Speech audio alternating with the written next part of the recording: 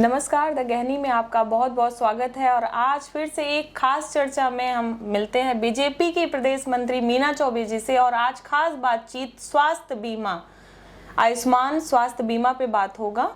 तो नमस्कार मैम। नमस्कार। आयुष्मान भारत क्या है और इसकी क्यों जरूरत पड़ी? बहुत अच्छा प्रश्न है शिल्पी जी।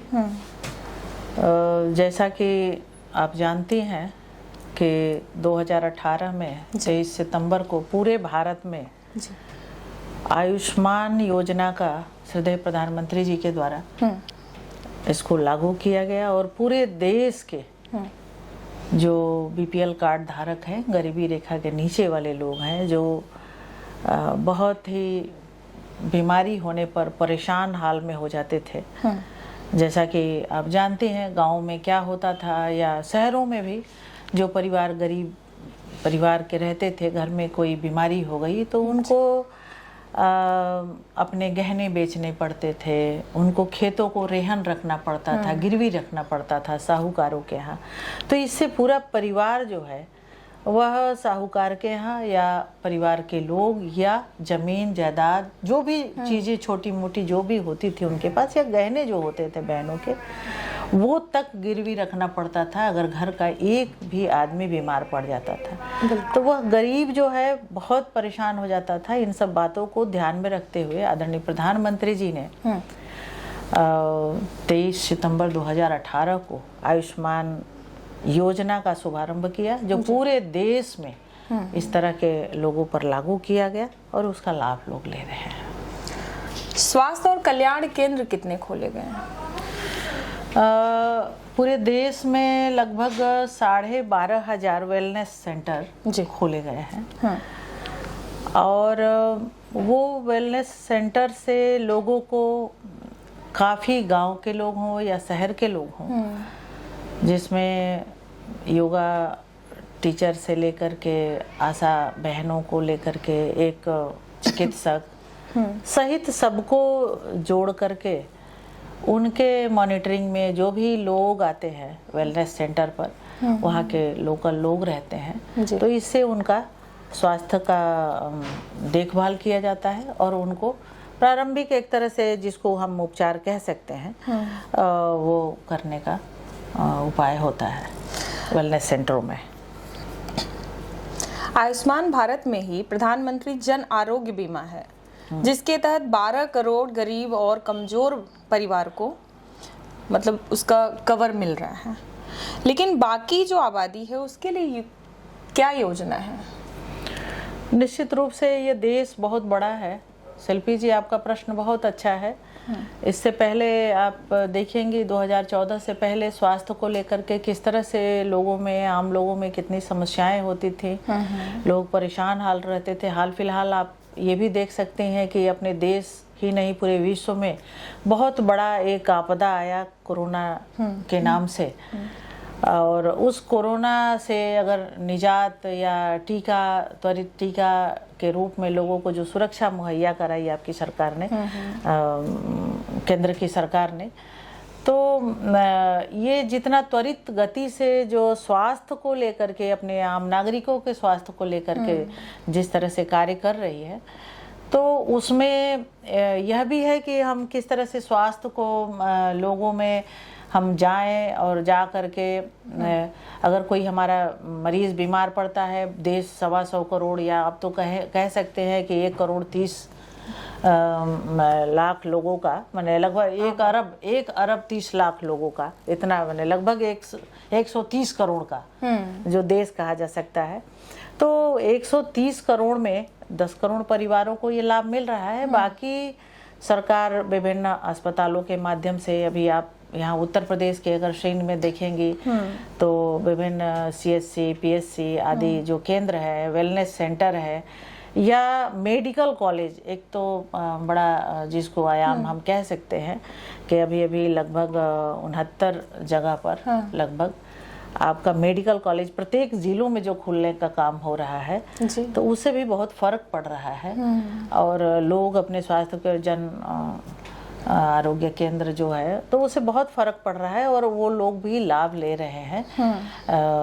अभी 100% तो इस आयाम में नहीं गए हैं, लेकिन उन गरीब परिवारों के लिए, जिन परिवारों के घर, जैसे कि प्रधानमंत्री जी का जो एक विजन है कि हम समाज के अंतिम व्यक्ति की चिंता करेंगे, तो समाज के अंतिम व्यक्ति की चिंता का आशय ही अंत्योदय लक्ष्य को लेकर के चलना है। तो समाज में वो गरीब लोग जो बिल्कुल असहाय है, निराश है, जिनके पास कुछ भी नहीं है अपने लिए, वो उनकी चिंता करके और यह 10 करोड़ लोगों तक पहुंचाने का काम किया गया है। बाकी विभिन्न आयामों से भी उनके स्वास्थ्य की चिंता सरकार कर रही है। जन औषधि केंद्र भी दिया है सरकार ने, जिसके माध्यम से सस्ते दर पर बहुत विभिन्न प्रकार के विभिन्न रोगों की दवाइयाँ भी जो मुफ्त इलाज में मिल रहा है, दवाइयाँ दी जा रही हैं, वो कम बिल्कुल न्यूनतम दर पर है। और सरकार बार बार आग्रह भी करती है कि जो भी लोग हैं, उनके नागरिक हैं, वह जन औषधि केंद्र से दवाइयाँ ले। अगर खुदा न खास्ता अगर उनकी तबीयत खराब होती है, तो सरकार का पूरा जो ध्यान है वो अपने नागरिकों के लिए, और ख़ास करके जो समाज के वंचित, शोषित और अंत्योदय सबसे निचले पायदान पर जो गरीब है, बीपीएल कार्ड धारक है, उनके जीवन को किस तरह से सुगम बनाया जाए, क्योंकि उनका जीवन सुगम नहीं है, सहज नहीं है, कठिन है। बिल्कुल।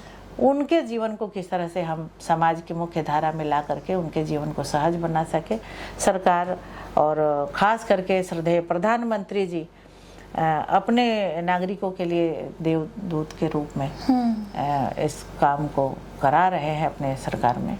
यह आप लोग देख भी रहे हैं।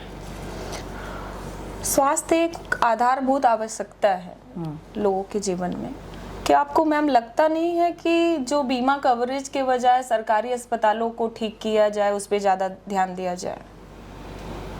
मैंने आपको पूर्व में भी अभी बताया कि सरकारी अस्पतालों पर निरंतर काम भी हो रहे हैं। आप 2014 से पहले अस्पतालों का एक बार रुख की होंगी अगर, तो एक बार ध्यान में आप लाइए। मैं तो विभिन्न जिलों में प्रवास करती हूँ, विभिन्न जिलों में जाना होता है, चिकित्सकों के बीच बैठना होता है। बिल्कुल। तो निश्चित रूप से जो 14 के पहले का मैं सेगमेंट देखती थी अस्पतालों का, और आज के समय में मैं देखती हूँ तमाम चीज़ें। अब जैसे अभी आप वाराणसी को ही लेकर के, मैं पूरे आपका प्रश्न बहुत ही सही है, लेकिन अब मैं उदाहरण के तौर पर, जैसे जगह जगह भी पंडित दीनदयाल उपाध्याय जी का अस्पताल है जो यहाँ पर, वहाँ पर आप देखिए सारे एक्सरे से लेकर के तमाम जांच है, वो बिल्कुल न्यूनतम दर पर, इवन किडनी का डायलिसिस तक न्यूनतम दर पर हो रहा है। तो यह आम नागरिकों के लिए ही है, और निश्चित रूप से मुझे लग रहा है कि सरकार के ध्यान में है कि वो अपने लोगों को किस तरह से वो कर सकें। और भी जो ज़िलों में होना है, जो PHC CHC केंद्र है, वो भी पहले से अपग्रेडेड हुए हैं। तमाम जांच भी वहाँ हो रही है, चिकित्सक भी बैठ रहे हैं। प्रवास के दौरान मैं विभिन्न जिलों में भी प्रवास करती हूँ, तो वहाँ देखती हूँ कि जिला अस्पताल केंद्र है, चाहे आप छोटी इकाई का अस्पताल का, वहाँ स्टाफ बैठते हैं बनिस्बत जो पहले का आप देख रही होंगी। पहले बिल्कुल लोग नहीं बैठते थे, आज के समय में ऐसा नहीं है। सभी लोग अपने पेशेंट का, जो मरीज आए हैं, उनका देखभाल भी करते हैं, और चिकित्सक उनका इलाज करते हैं, और टाइमली बैठते भी हैं। जैसे कोई व्यक्ति आयुष्मान कार्ड अपना बनवाना चाहता है, तो उसके क्या प्रावधान है, क्या प्रोसेस है, वो कैसे बनवाए? जैसा कि आप जानते हैं कि जनगणना का जो आधार था सन 2011, अभी भी हमारे पास बहुत सारे बहनें आती हैं, लोग आते हैं जी, कि हम लोग का भी गरीबी रेखा के नीचे है।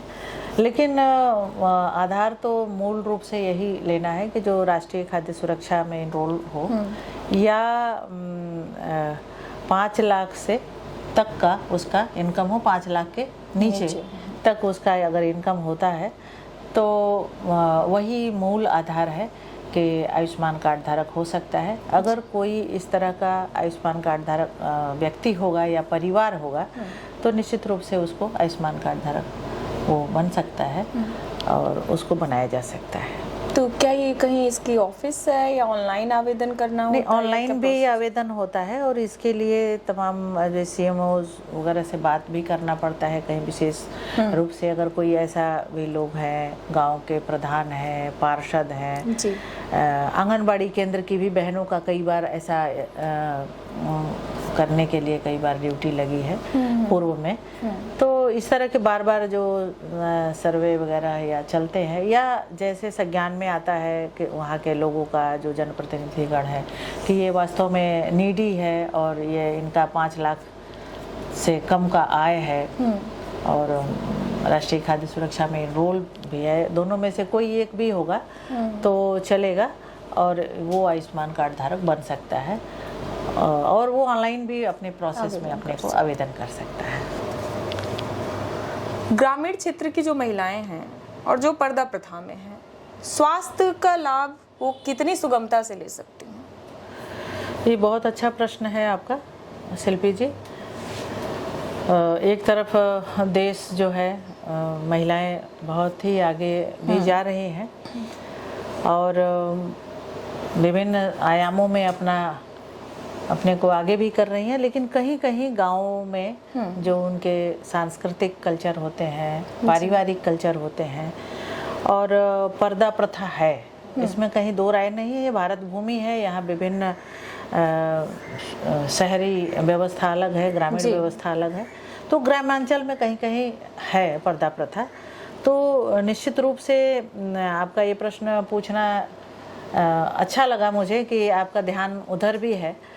तो उसके लिए जैसे कि अभी आशा बहनें हैं, सरकार जो है आशा बहनों से भी लगातार जो है गांव में आशा बहनें, जितना जानकारी मुझे क्षेत्र का नहीं हो सकता है, घरों का नहीं हो सकता है, ऐसे में आशा बहनें हर घर तक संपर्क करती हैं। बिल्कुल। उनका एक एक क्षेत्र बटा हुआ होता है कि वो इतने परिवारों तक में जा कर के और वो घरों में संवाद करती हैं, घर के बहुओं से बात करती हैं, कौन गर्भवती शिशु हैं, किसको मातृत्व बंधन योजना में देना है, इन बहनों को किस तरह से उनका हेल्थ चेकअप करना है, प्रसूता अवस्था में भी उनको क्या प्रोवाइड करना है, सरकार की योजनाओं के लिए कैसे वो लाभान्वित हो सकती हैं, उनका स्वास्थ्य कैसे ठीक हो सकता है, इवन आयरन कैल्शियम तक की व्यवस्था को लेकर के वो जो आशा बहनें हैं वो जो है चिकित्सकों तक पहले स्वयं, उसके बाद एनएम आदि जो होती हैं, इसके बाद वो अस्पतालों तक, और सुरक्षित उनका किस तरह से डिलीवरी हो या किसी प्रकार की अन्य भी बीमारी हो। उसके अलावा भी तमाम जो पर्दा प्रथा के लोग हैं, अगर घर में अस्वस्थता आती है बहुओं को, बेटियों को, जिसके घर से बाहर लोग निकलते नहीं हैं, तो वहाँ पर एम्बुलेंस आदि की भी व्यवस्था, अगर कोई गंभीर व्यवस्था है तो सब निःशुल्क है।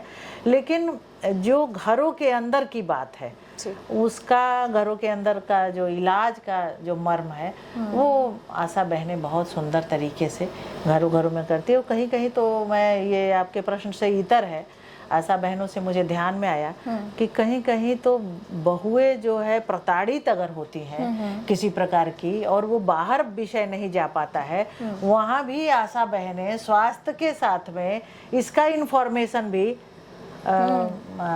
जो पुलिस अफसर तक, थाने तक वो पहुंचाती हैं, पहुंचाने का काम करती हैं कि वहाँ की बहन संकट में है।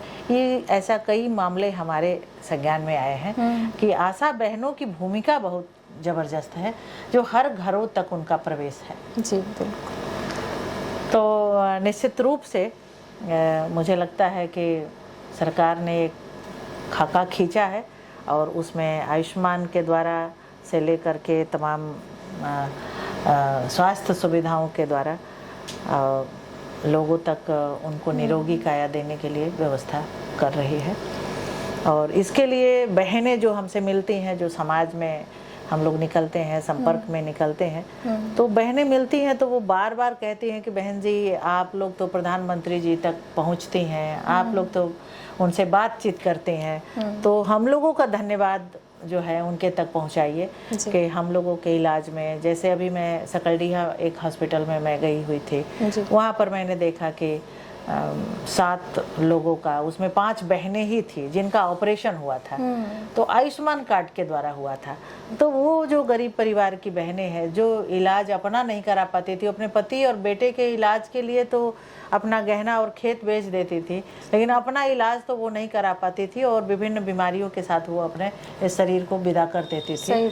तो ऐसे स्थिति में प्रधानमंत्री जी ने आयुष्मान दिया, आयुष्मान योजना दिया, जिसमें 47% लाभार्थी बहनें हैं, महिलाएं हैं। जैसे महिलाओं का आपने नाम लिया, तो महिलाओं में मैं अब आधी आबादी की जो बात हो रही है, तो 47% अगर महिलाएं अब क्योर हो रही हैं विभिन्न ऑपरेशनों से, बीमारियों से, तो निश्चित रूप से वो आशीर्वाद भी देती हैं श्रद्धेय प्रधानमंत्री जी को कि उन्होंने यह योजना ला करके गरीबों के लिए जीवन प्रदान किया। तो गहनी से मैं शिल्पी आपका बहुत बहुत आभार करती हूँ। धन्यवाद।